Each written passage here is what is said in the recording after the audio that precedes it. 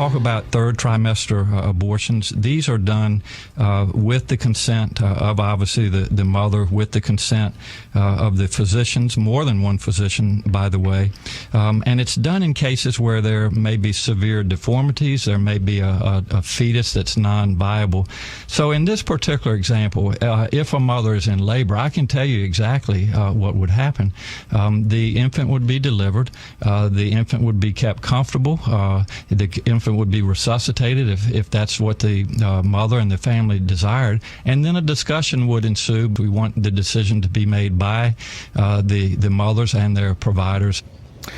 Well, that's how the week started for the Virginia governor, Democrat Ralph Northam, talking about a late-term abortion bill that actually failed in the State House, but he was talking about what critics called infanticide. He denied that today. But hours later, this surfaced. It was a yearbook photo, his yearbook page in medical school, 1984, and there you see the image with this person in blackface and in a KKK hood and robe, and the governor is admitting he's one of those people. We don't know which one. The Republican Party of Virginia is saying racism has no place in Virginia. These pictures are wholly inappropriate. If Governor Northam appeared in blackface or dressed in a KKK robe, he should resign immediately. Well, the governor released a statement during this show saying, "I'm deeply sorry for the decision I made to appear as I did in this photo and for the hurt that decision caused then and now. This behavior is not in keeping with who I am today and the values I have fought for throughout my career. But I want to be clear. I understand how this decision shakes Virginians' faith in that commitment. I recognize that it will take time and serious effort to heal the damage this conduct has caused." As you can imagine, it has also caused a lot of reaction on Twitter and elsewhere. Some of it interesting. Jonah Goldberg, our friend, "Hey, it's Bureau Clock. Let's pick this up Monday. It can wait. Not overheard in the Northam Comms office." Karen Tumulty, "I don't know how much Ed Gillespie was paying his Oppo research team, but he should immediately demand a refund." Ed Gillespie, the Republican who ran against Northam for governor. Ed O'Keefe, memo to reporters covering statewide campaigns, "Always find the candidates' yearbooks, all of them." Ben Shapiro, "Brett Kavanaugh's yearbook, though." The controversy, obviously, over the justice now of the Supreme Court. Let's bring in our panel. Matthew Continetti, editor-in-chief of the Washington Free Beacon. Leslie Marshall, Democratic strategist, national security analyst, Morgan Ortagus. Okay. A lot to digest. Thanks for the quick turn on the audible here on the panel. Matthew, your thoughts?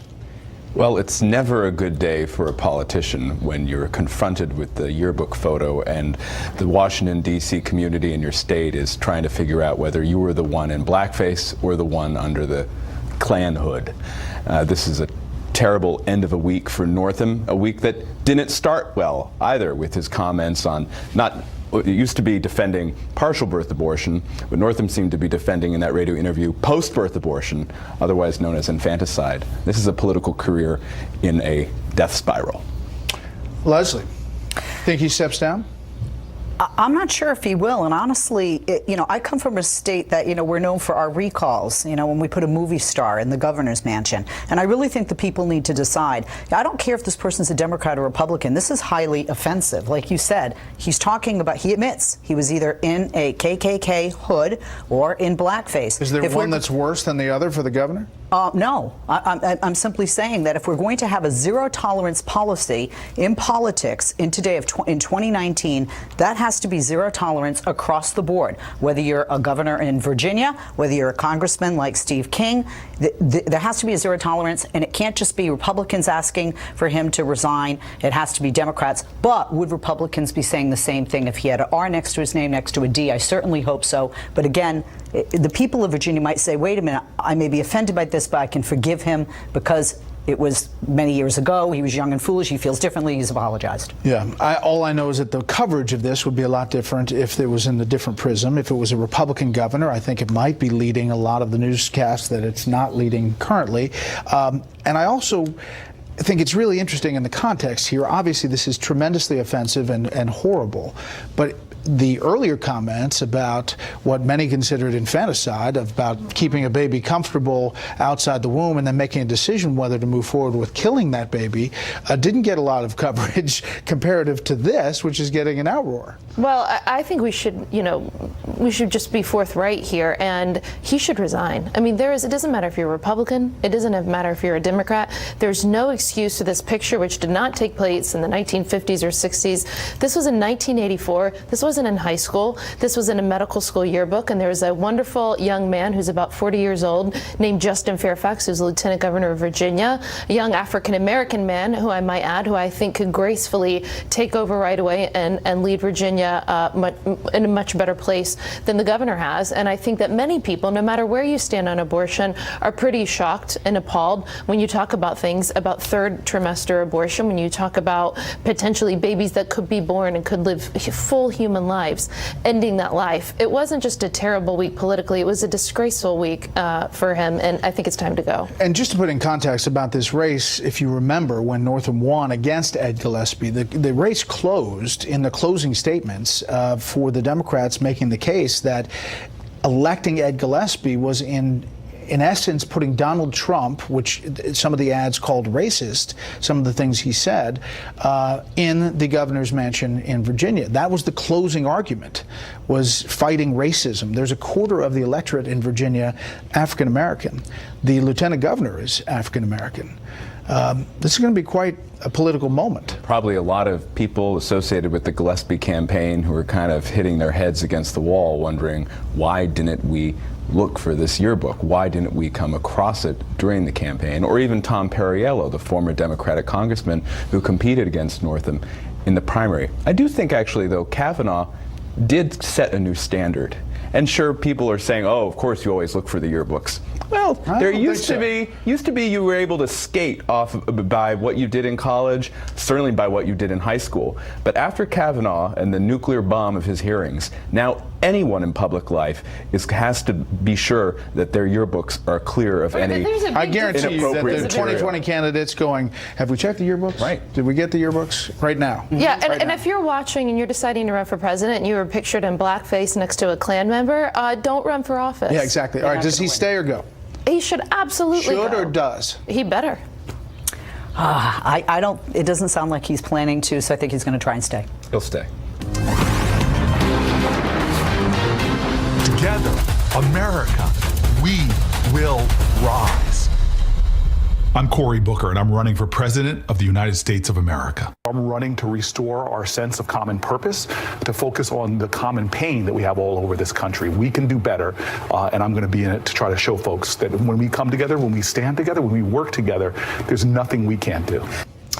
New Jersey Democratic Senator Cory Booker throwing his hat in the ring for 2020. Obviously, this is not the Chris Christie show, but he was a former New Jersey governor, and he weighed in today on another show about Booker's chances. He's either going to win going away or he's going to flame out. There won't be an in-between, because the approach he's taking is he's going to rise above the fray. He's going to be talking about love and peace and uniting the country again. The question in my mind will be, is the Democratic Party ready to have a happy warrior? I think he may have done every single show that there is, period. We're back with the panel. All right, Morgan, Yes. Cory Booker adding his name to this growing list.